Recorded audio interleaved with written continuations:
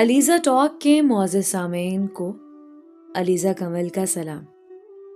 दोस्तों, शुरू करते हैं आज की कहानी। उसे अब तक यकीन ना आ रहा था कि जिसको उसने चाहा वो इतनी आसानी से उसकी किस्मत में लिख दिया गया। ना कोई समाजी रोड़ा अटका दरमियान में, ना कोई घरेलू एतराज था। सब एकदम से बिल्कुल फटाफट हो गया और यूं आसानी से हुआ कि वो खुद हैरान रह गई। आखिर उसे पहले कहां पता था कि उधर से समीर भी उसे उतना ही चाहता है जितना वो उसे। वो भी उसकी तरह उसकी मोहब्बत में अंदर तक डूबा हुआ है। और जब उसे इल्म हुआ तो वो जैसे आसमान पर पहुंच गई। पैर जमीन पे अब टिकने थे भला, हवाओं में उड़ने लगे। देखते ही देखते फूफो की नंद आई, रिश्ता डाला और उसके खानदान से हां करा के उठी। उसकी तो मुराद बर आई। सारी रात कमरे में लुडियां डालते गुजरी और अगले दिन फूफो की नंद ने जल्दी मंगनी का शोर मचा दिया। उसके घर वाले फूफो की दी गई तसल्लियों से काफी मुतमईन और शादां थे। मंगनी की हां करते ही तारीख दे दी और फिर दोनों तरफ मंगनी के हंगामे जाग उठे। ऐसे में एक दिन समीर मंगनी का जोड़ा चेक कराने की खातिर उनके घर चला आया तो दरवाजा खोलते ही वो शर्म से सुर्ख हो गई।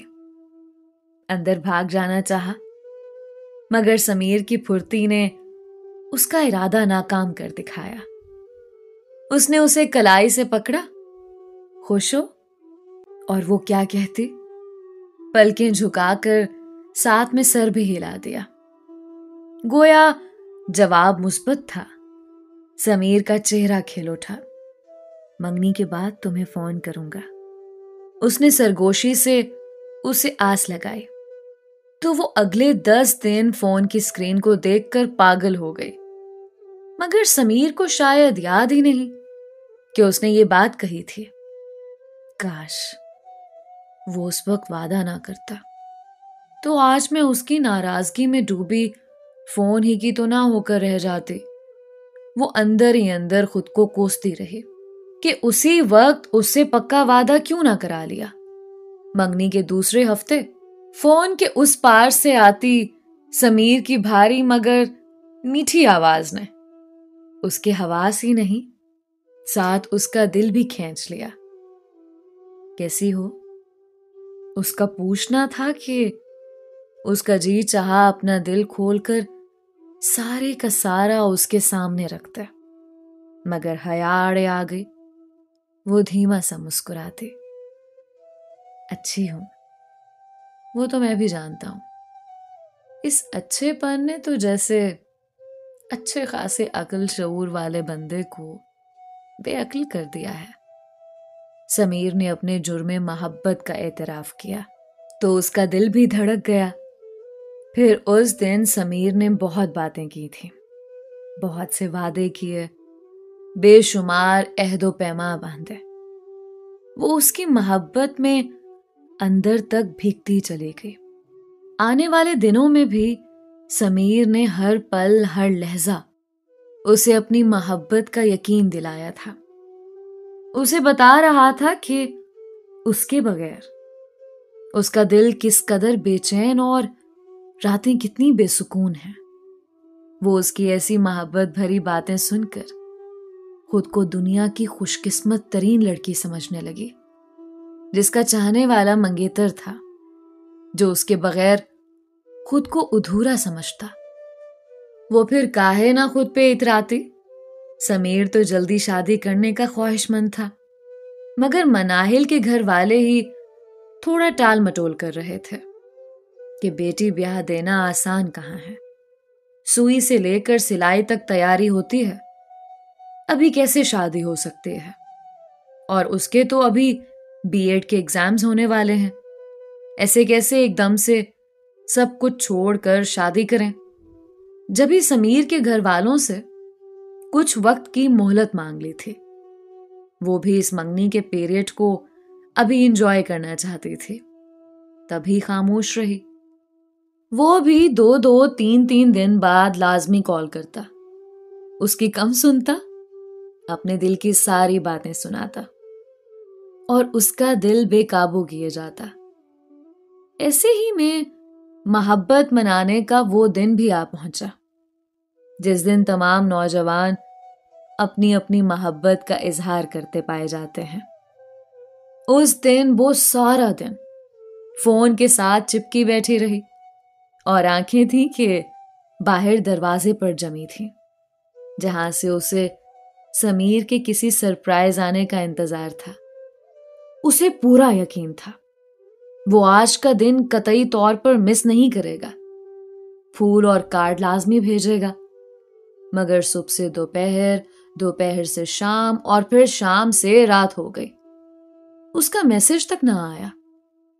हालांकि उसने वो सारी रात उसके कॉल के आने का इंतजार भी किया था, मगर फोन ना बज रहा था।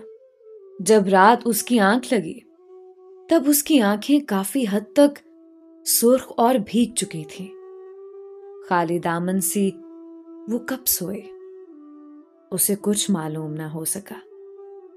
अगले दिन तक उसका दिल बुझा बुझा और अंदर खामोश खामोश रहा।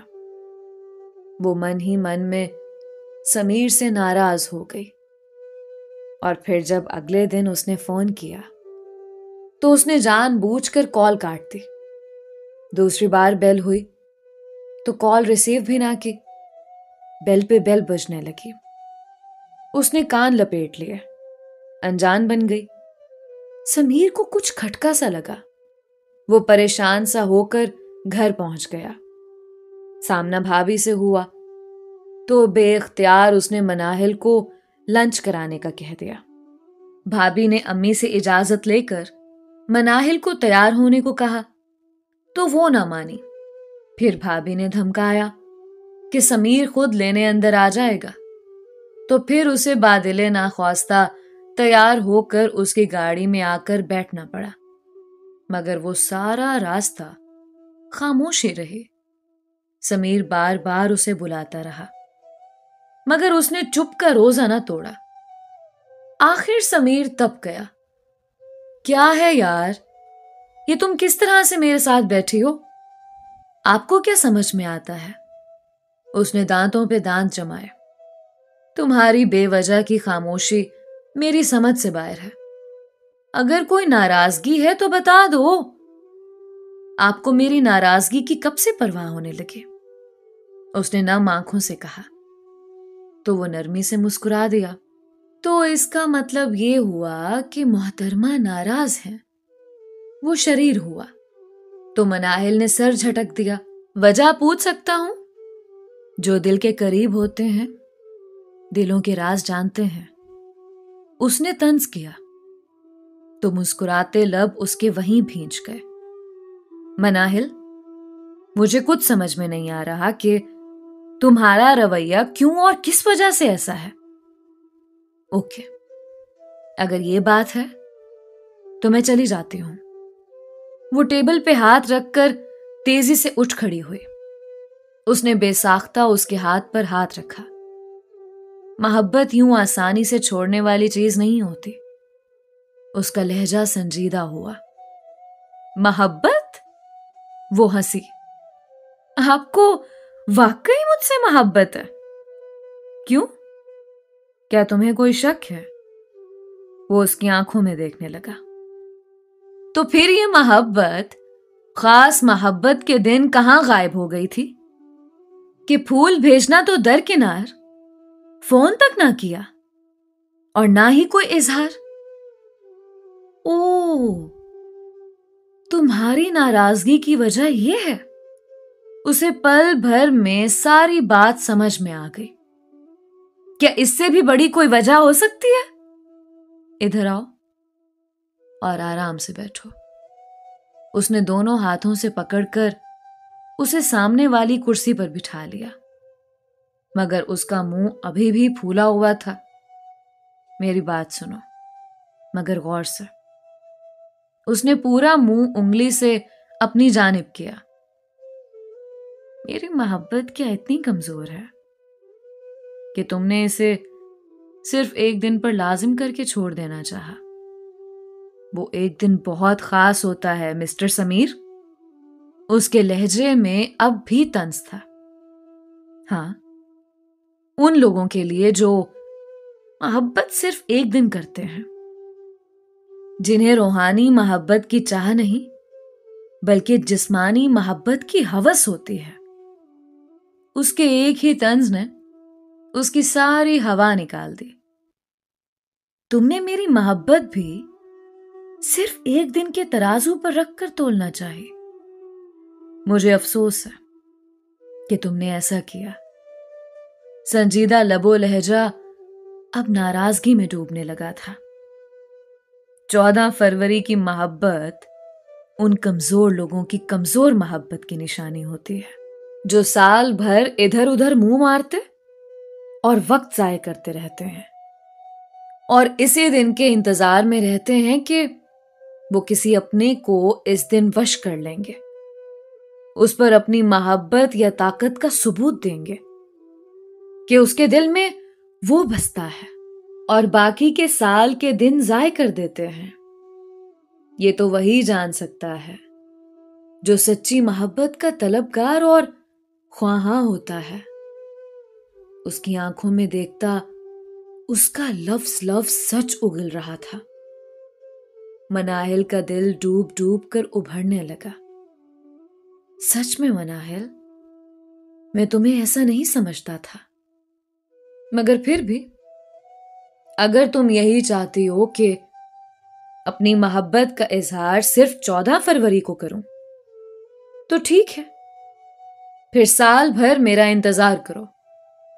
मैं अगली 14 फरवरी को तुम्हें फूल कार्ड भेज दूंगा और फोन करके अपनी मोहब्बत का इजहार भी करूंगा।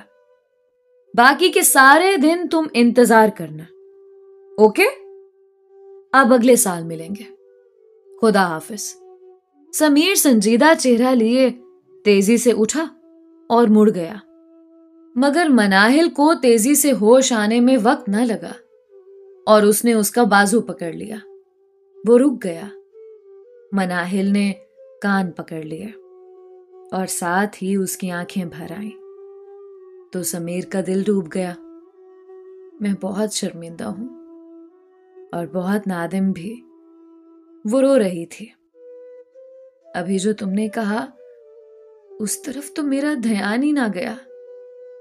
मैं फजूल में इतनी जज्बाती हो गई।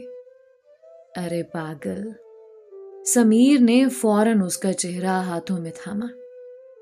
हो जाता है नादानी में कभी कभार ऐसा, लेकिन याद रखना, समीर तुम्हारा है। उसकी मोहब्बत खास दिनों की मोहताज नहीं। वो जब चाहे इजहार करते। ये तो रवां रहने वाली चीज है, सिर्फ एक दिन में सिमटने वाली नहीं। और उसकी आंखों में वो ठाटे मारता हुआ मोहब्बत का समंदर देखती चली गई। दोस्तों, ये थी आज की कहानी। उम्मीद करती हूं कि आपको बहुत अच्छी लगी होगी। मिलते हैं एक नई कहानी के साथ। तब तक के लिए अलीजा कमल को इजाजत दीजिए। अल्लाह निगहबान।